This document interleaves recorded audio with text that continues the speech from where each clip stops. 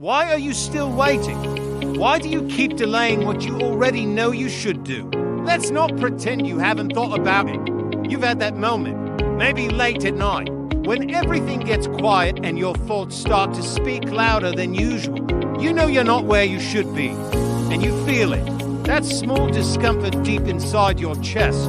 It's not anxiety, not fear, it's the weight of knowing you could be doing more. But you're not. You tell yourself you'll start tomorrow, or next week, or when things feel right. But the truth is, there's no perfect moment. There's only now, and it's slipping away as you think about it. Still waiting for motivation, still waiting for someone to believe in you first. Nobody is coming. That's not meant to be cruel, it's meant to wake you up. Waiting for the world to tell you you're good enough is like standing in the rain and hoping not to get wet. You have to move. We all carry potential, but potential without action is just wasted air. Like an unlit fire, it stays cold until you strike the match. And maybe you've failed before. Maybe people laughed, ignored you, criticized you. But if that's enough to stop you, then maybe you weren't serious in the first place. There's a psychological tendency called learned helplessness when people fail a few times and stop believing nothing they do will ever work. It becomes easier to do nothing, but easy is not what makes you stronger. It just keeps you still. It's Stoic thought. We don't beg for an easier path. We focus on strengthening the traveler. You don't need a sign. You don't need a push. You need to act. Life doesn't wait, and neither should you. You're not running out of time. Time is running out of you. So what are you going to do with what's left? Nobody owes you anything, have you ever? Caught yourself thinking, why is this happening to me? It's a quiet kind of bitterness. The one that sneaks up when you feel unseen, unsupported, or just tired of trying. You look around and wonder why others seem to have it easier. Why help never comes your way? Why effort doesn't always bring reward? And slowly, without noticing, you start believing that someone, somewhere owes you something. But let's be honest now, no one does. Not life, not people, not even fate. That might sound cold, but it's not meant to hurt you. It's meant to free you. If nobody owes you anything, then everything you create is yours.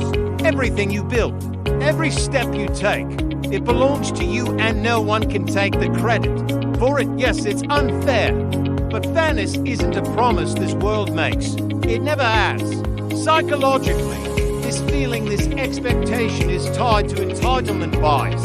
It's when the mind believes it deserves more than it's getting, even if the work isn't matching the want. It feeds passivity. You wait instead of move. You complain instead of change. And over time, you rot from the inside, blaming the world for a fire you never tried to light. Stoicism reminds us that the only thing we truly own is our mind, our actions, our choices. Nothing external belongs to you, not praise, not support, not even kindness.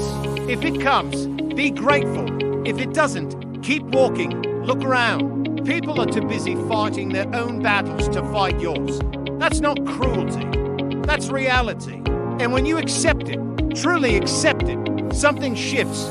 You stop waiting, you stop hoping for someone to carry you, and you start walking with or without applause. That's the moment you begin to own your life. Are you moving or just thinking? Be honest with yourself.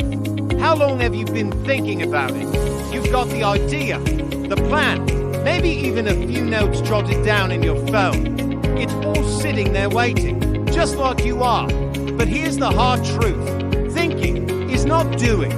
You can plan your way through 10 lifetimes and still die with nothing built.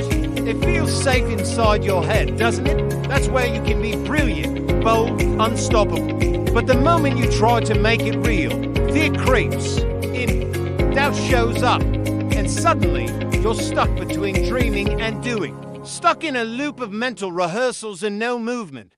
There's a name for this. It's called analysis paralysis, a psychological trap, where overthinking becomes a substitute for action. The more you think, the more risks you imagine, the more reasons you find to delay. It's like trying to cross a river by drawing maps of it instead of stepping in. But no map can teach you how cold the water feels. You have to step in. You have to do something, even if it's small, even if it's wrong. Stoics believe in motion, not endless thought, not perfect plans. Motion. That's what shapes the mind and reveals the truth. You learn by failing. You grow by trying. Every time you wait for the perfect moment, you let a piece of your potential rot quietly inside you, and nobody will notice, because wasted potential doesn't make a sound.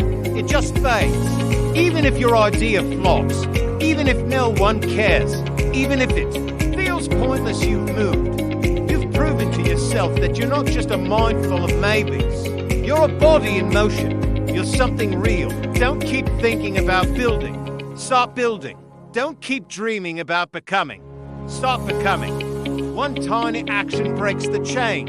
And after that, you're no longer stuck. The pain is the process. Do you sometimes wonder, why does it have to hurt so much just to grow? You try to change, improve, level up, but instead of getting easier, it gets heavier. You feel resistance, failure, even humiliation. And it makes you question whether it's all worth it. If this is the road to something better, why does it feel so much worse? Here's the truth you might not want to hear: growth always hurts. Not sometimes, not for some people, not only at the start, always. Pain is not a problem in the process. It is the process when a muscle gets stronger. It first has to tear. That discomfort in your chest, that's a mental version of the saying. Think, you're stretching past your old limits. You're letting go of habits that used to protect you. You're burning the parts of yourself that no longer fit. Of course it hurts, but it's supposed to. People often confuse pain with a sign they should stop. But pain, when it comes from effort, is just a signal that you're touching something real, something wrong, that you're alive, not asleep. The Stoics didn't avoid hardship, they stepped into it. They saw suffering not as punishment, but as a tool, a blade that carves out the weak parts and sharpens the rest. There's a psychological factor here to effective forecasting. That's the mind's attempt to predict how bad something will feel. And most of the time, it overestimates. You think it will destroy you, but it doesn't. You bend, you bleed, but you stand. So when the pain shows up, stop asking why me and start asking, what now? Don't retreat from it. Learn through it. Let it shape you. Because behind that pain is the new version of you, stronger, calmer, clearer. No transformation comes without a burn. And if it didn't hurt, it wouldn't mean a thing. Pain is not the enemy. Avoiding it is. This is your time.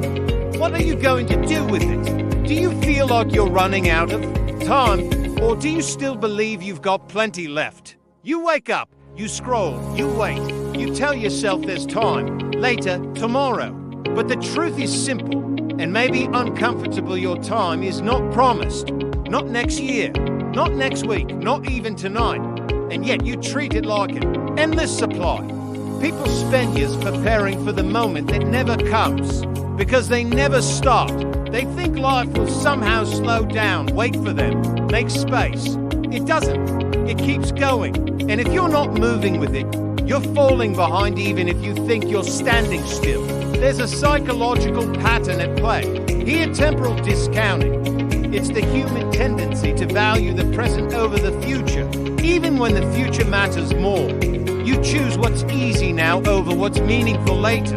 You say yes to comfort and no to progress. And over time, you look back, confused how so many years passed with so little done. But the Stoics were clear: memento mori.